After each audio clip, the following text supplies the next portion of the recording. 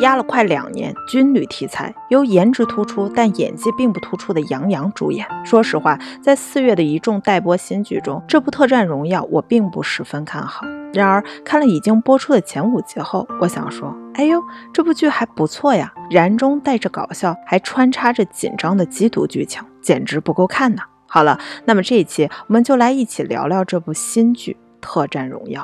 大家好，我是晚风。就在最近的4月5日，《特战荣耀》上线了。《特战荣耀》改编自分武妖姬的小说《中国特种兵之特别有种》，讲述了由杨洋饰演的燕破月从一名实力超强但与集体格格不入的兵王，经过一系列磨练与生死考验后，最终融入集体并成长为一位优秀特战队员的故事。《特战荣耀》的导演是徐纪周，编剧是冯骥，这2位都是军旅题材的老人了。徐纪周曾执导过多部军旅战争剧，如《永不磨灭的番号》《战雷》等，而冯骥呢，则是《红海行动》的编剧。不仅如此，我们刚才提到的原著小说的作者分武妖姬，更是《战狼》系列的编剧之一。有这几位保驾护航，《特战荣耀》目前呈现出来的效果可以说是相当的不错。特别是从第4集开始，缉毒线的融入和男主身世线的展开，更加丰富了整部剧的观感。好了，那么下面我们就具体来看看《特战荣耀》的故事。《特战荣耀》采用了倒叙的手法，第1集开始便是一段长达10几分钟的枪战，看起来十分带感。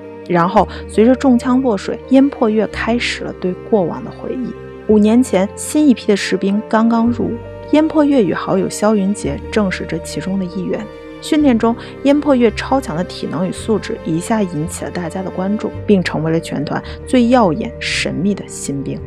在新兵连的夜间军事考核中，燕破月、萧云杰与实力最弱的吕小天分到了一组。由于不慎跌落悬崖，3人迷失了方向，并误打误撞地闯入了特勤连的演习阵地。看到全副武装的特勤连，3人好奇万分，于是决定偷偷尾随部队上山加入演习。然而由于目标暴露，特勤连很快被炮火压制。燕破月见情况不对，便决定和萧李2人沿侧翼小路寻找敌方指挥部。接下来谁能想得到，这3个半路杀出的臭皮匠竟成了特勤连演习转败为胜的关键。虽然帮助特勤连取得了胜利，但由于临时脱队，破云天3人还是受到了处分，并被分配到了炊事班拿起了炒勺。然而正当燕破月以为自己要远离战斗时，却在边境送补给的路上意外遭遇了一名毒贩。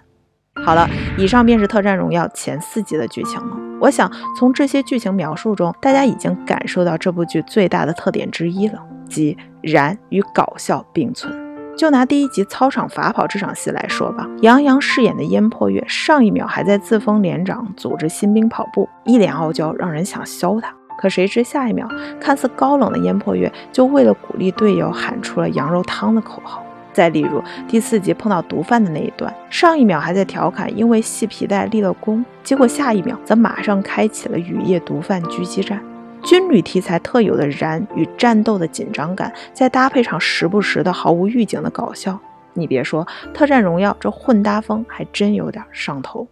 优点2，节奏明快，可看性强。仅用了5集，特战荣耀就讲完了新兵入伍、误入演习现场、分配炊事班、狙击毒贩、境外贩毒集团活动等一系列情节。这样的节奏看起来可以说是非常的舒畅。如果特战荣耀能在后续的剧情中保持住这个叙事节奏，那大热剧稳了呀。不过我瞅了一眼，这部剧有45集之多，所以后续剧情节奏究竟能否继续给力，现在还要打个问号。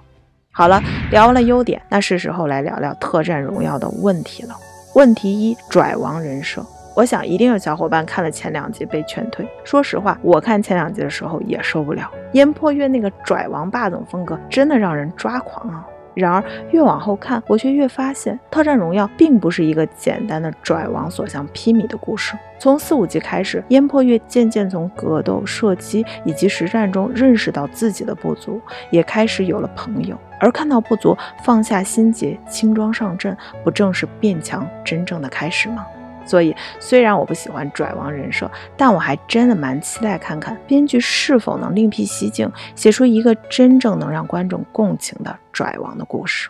问题2，那自然是备受争议的杨洋的演技了。首先，我必须要说啊，杨洋的扮相那是真的帅，凌厉的五官，板正的寸头，很多镜头那简直是颜控的福利啊。但是说到演技呢，有一说一，杨洋的演技则确实存在用力过猛、不自然和情绪拿捏不够准确等问题。这里我不一一指出了，就简单举2个例子。例如，在第2集的第8分钟，杨洋应对来找茬的队友的表演就明显有点过。再有第3集24分钟有一场比较重要的俯卧撑的戏，这里杨洋的身形也不对，兵王这样做俯卧撑真的说不过去。这些细节看起来很小，但都是会影响人物表现的。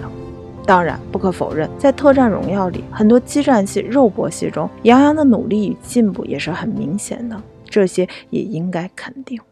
好了，以上便是晚风我关于特战荣耀的初步评价了。整体来看，特战荣耀是一部叙事风趣、节奏明快、相当引人入胜的剧。不过正如我们前面所提到的，剧集的后续发展能否保持住这样舒适的节奏，并做到强内容的输出，给出一个让人信服的故事，还是有待我们后续观察的。好了，这一期关于特战荣耀我们就聊到这儿了。目前关于这部剧也是吵得蛮凶的，所以欢迎已经看过的小伙伴在评论区分享你真实的观剧感受，给还没入股的小伙伴们做个参考吧。我是晚风，我们下期见。